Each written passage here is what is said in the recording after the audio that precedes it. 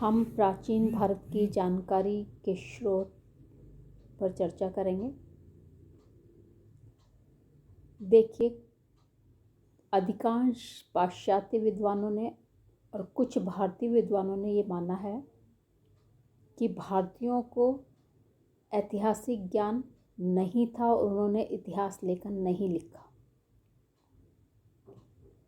Megasthenes जो प्राचीन काल के एक जाने माने विचारक रहे हैं, जिन्होंने इंडिका लिखी थी, उनका भी यही मानना था कि भारतीयों में लेखन कला और बुद्धि का अभाव था।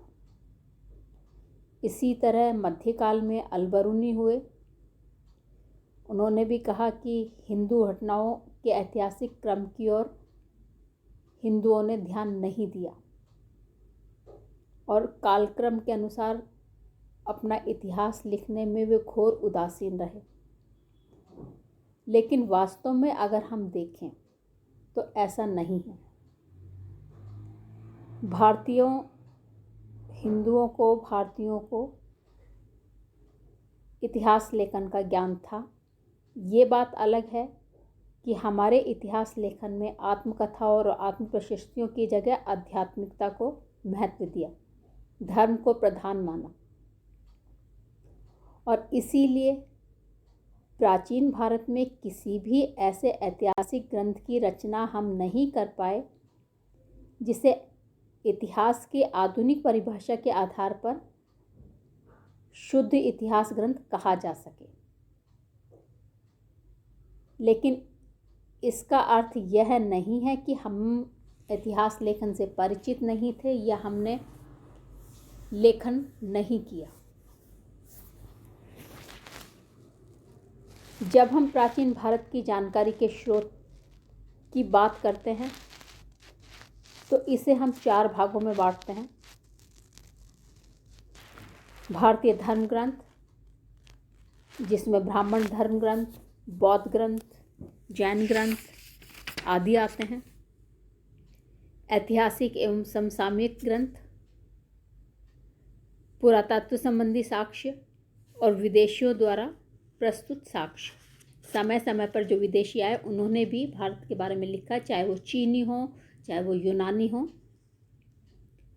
तो सबसे पहले जिन भारतीय ग्रंथों की स्रोत की हम बात कर रहे हैं वो है भारतीय धर्म ग्रंथ। और भारतीय धर्म ग्रंथ में भी ब्राह्मण धर्म ग्रंथ आते हैं, जैन धर्म ग्रंथ आते हैं, बौद्ध धर्म ग्रंथ आते हैं। लेकिन हम आज सिर्फ चर्चा कर पाएंगे ब्राह्मण धर्म ग्रंथों के बारे में। तो ब्राह्मण धर्म ग्रंथ, देखिए, हमारी जो संस्कृति रही है, हमारा जो देश रहा है, उसमें प्राचीन काल से धर्म जो है वो प्रधान रूप से रहा है, हावी रहा है।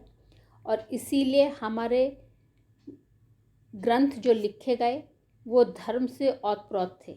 लेकिन ऐसा नहीं है कि हमें सिर्फ ये ग्रंथ धर्म की जानकारी देते हैं। हालांकि हमें धर्म की जानकारी इसमें सीधे तौर पर मिलती है, लेकिन अपरोक्ष रूप से यह हमें राजनीतिक, सामाजिक, आर्थिक, सांस्कृतिक सभी आयामों की, पहलुओं की जानकारी उपलब्ध करवाते हैं। तो सबसे पहले आते हैं ब्राह्मण धर्म ग्रंथ। ब्राह्मण धर्म ग्रंथ में हम ब्राह्मण धर्म ग्रंथ को हम वैदिक साहित्य भी कह सकते हैं, क्योंकि इसमें जो जानकारी मिलती है वो हमारी वैदिक संस्कृति, सभ्यता, पूर्व वैदिक और उत्तर वैदिक दोनों की जानकारी मिलती है, और दोनों की जानकारी इन ब्राह्मण धर्म ग्रंथों में समाहित है।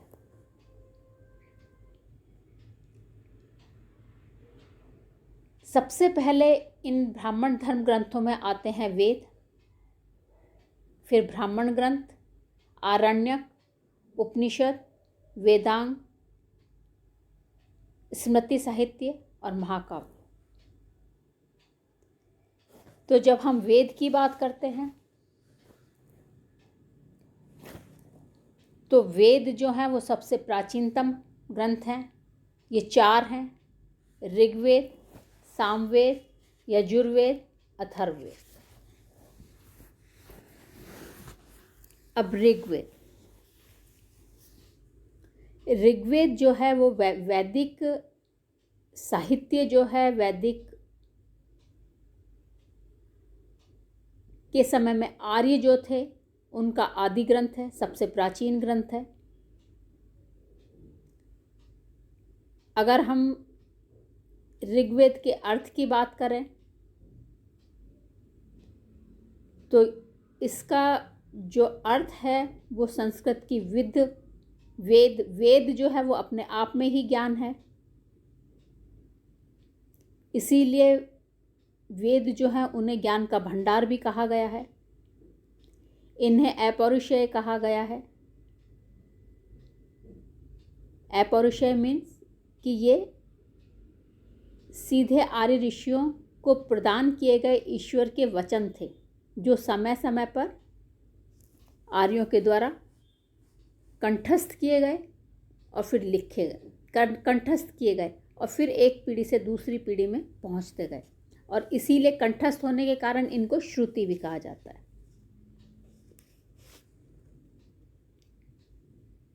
ऋग्वेद जो है इसमें 10 मंडल हैं। 10 मंडल मीन्स 10 चैप्टर। संहिता ग्रंथ है। 1028 श्लोक हैं। कुछ विद्वान कहते हैं कि 1017 श्लोक हैं। और इन श्लोक में हमें हालांकि वेद जो है इनका मुख्य आधार जो है वो धर्म है, लेकिन ऋग्वेद में भी न केवल हमें धार्मिक विचार, धार्मिक भाव, धार्मिक आयाम, धार्मिक पहलू के बारे में पता पड़ता है, अपितु हमें राजनीतिक, सामाजिक, आर्थिक, सांस्कृतिक सभी जानकारियां उस समय की उपलब्ध होती हैं, वैदिक समय की।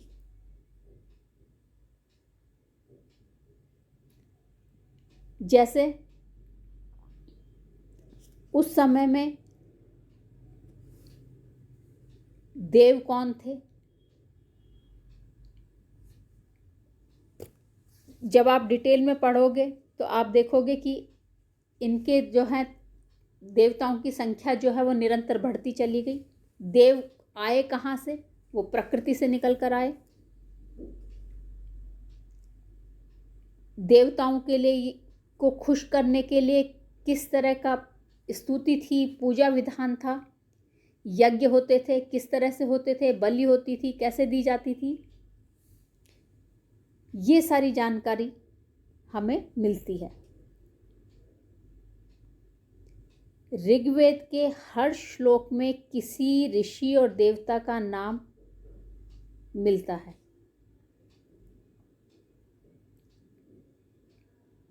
जैसे विश्वामित्र, वामदेव, अत्रि, भारद्वाज, वशिष्ठ, इनका नाम हम उल्लेखनीय रूप से ले सकते हैं। इसके अलावा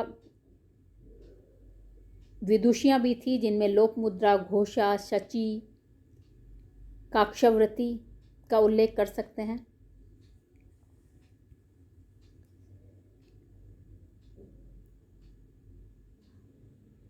वेद जो हैं, ऋग्वेद में 10 जो मंडल हैं उसमें से आखिरी जो 10वां मंडल है उसके बारे में विवाद है। कुछ लोग कहते हैं कि ये वाद में जोड़ा गया, कुछ विद्वान कहते हैं कि नहीं, ये ऋग्वेद का ही है। इसीलिए 10वें मंडल को, बाकी के तो जितने भी ऋग्वेद जो है उसे उन्हें वेदों को अपौरुषेय बताया गया है, लेकिन 10वां मंडल जो है उसको कहीं ना कहीं कुछ लोग कहते हैं कि ये बाद में जोड़ा गया है और पौरुषेय है।